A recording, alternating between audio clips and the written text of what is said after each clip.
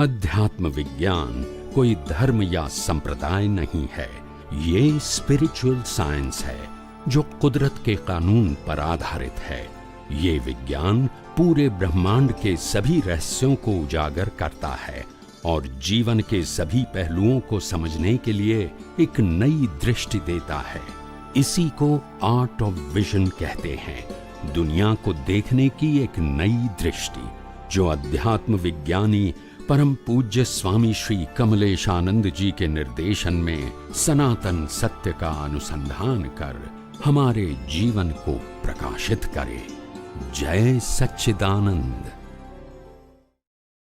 था कि प्रायोरिटी संसार के तरफ है या आत्मा के तरफ है, ये पता करने के लिए बहुत अच्छा लाइन ऑफ डिमार्केशन बताया आपने कि जब सफोकेशन या लोडेड या ऐसे लगते हैं तो समझने का कि संसार के तरफ वो है ऐसे। ये बहुत अच्छा एक लाइन ऑफ डिमार्केशन था स्वामी जी। और एक मेरा एक छोटा सा क्वेश्चन है, कुदरती रचना, कुदरती कानून और 6 तत्व।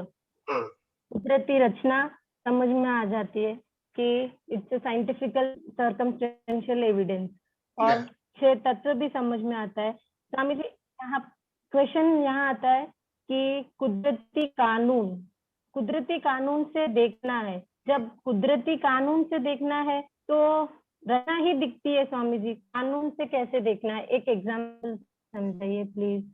Yes, it's very simple. कुदरत का कानून का मतलब क्या होता है? ये दिन रात होता है, कौन करता है? Who decided the time cycle?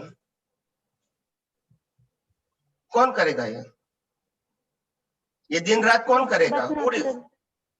यही तो कानून है कुदरत का। दिन होगा, रात होगी, सुबह होगा, शाम होगा। नंबर 1, ठंडी गर्मी बारिश होगी, कौन डिसाइड करेगा? कुदरत।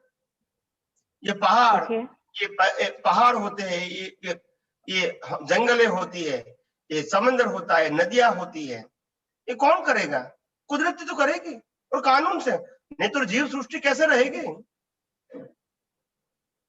ठीक है। आखिर हवा पानी खुराक किसका है? कुदरत का है, ठीक है, बराबर। तो सबको सप्लाई करेंगे तो वो तो कानून है ना।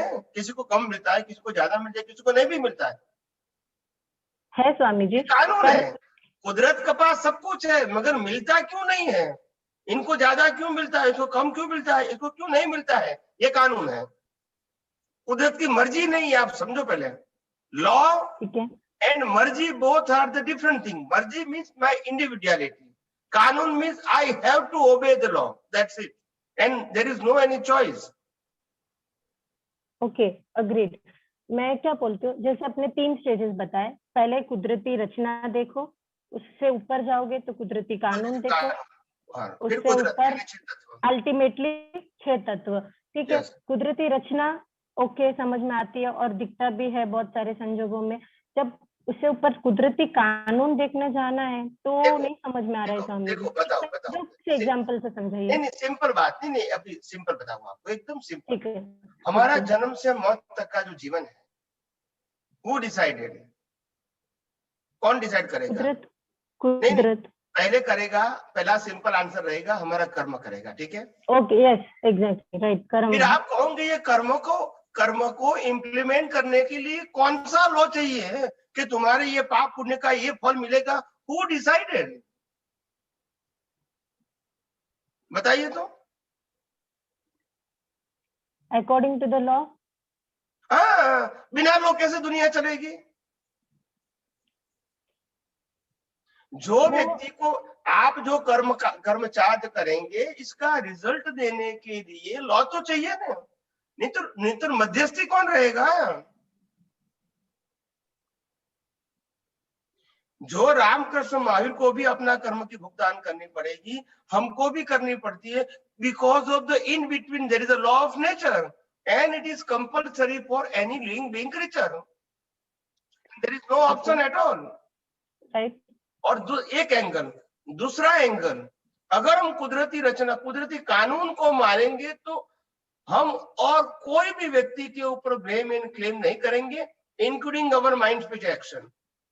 उनके ऊपर भी ब्लेम क्लेम नहीं करेंगे। ये कोई विज्ञान में समझो, हमारा मन वचन काया दूषित है, दूसरे व्यक्ति का मन वचन काया दूषित है, वो प्रिंसिपल नहीं है, वो धार्मिक बाबत है। राइट, हमारा मन ठीक है। वचन काया भी कुदरती रचना है, दुनिया की कोई भी व्यक्ति का मन वचन कुदरती रचना है। जो भी करेगा मन से, वचन से, काया से, हमारा मन वचन काया या दुनिया की कोई भी व्यक्ति का मन वचन काया, एक ही प्रिंसिपल से काम करेगा, लॉ ऑफ नेचर।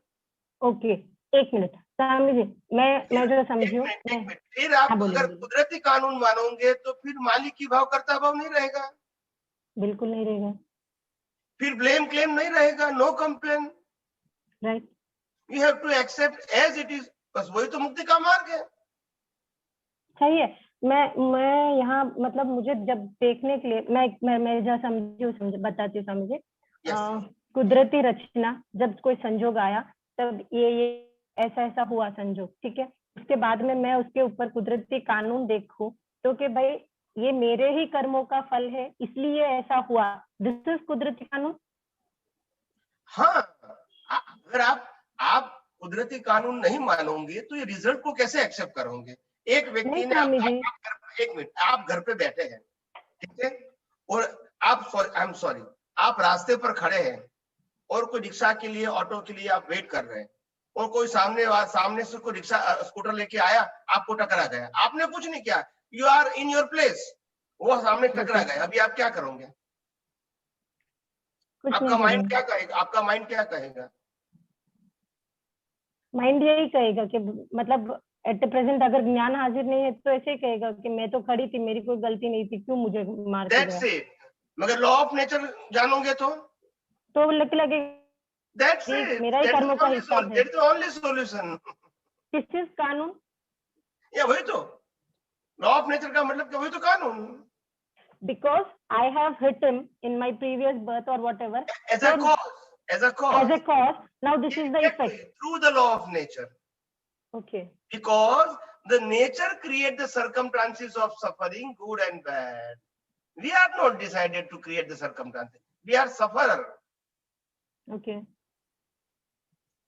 हम सुख दुख का अनुभव करते हैं, संजोग तो कुदरत बनाती है अपने कर्मों के मुताबिक और कानून के मुताबिक। हमको नहीं मालूम 1 घंटे के बाद क्या होने वाला है, मगर कुदरत को मालूम है क्योंकि संजोग उसको देना है। सही है। तो क्यों, कैसे देंगे? As per the law of कानून के हिसाब से। Equal for all. Law of No nature का discrimination. मतलब होता है जीव मात्र को एक ही कानून से दुनिया चलती है, अलग अलग कानून नहीं है। नहीं है। ओके, समझ में आ गया स्वामी जी। जय सच्चिदानंद। जय सच्चिदानंद। जय सच्चिदानंद।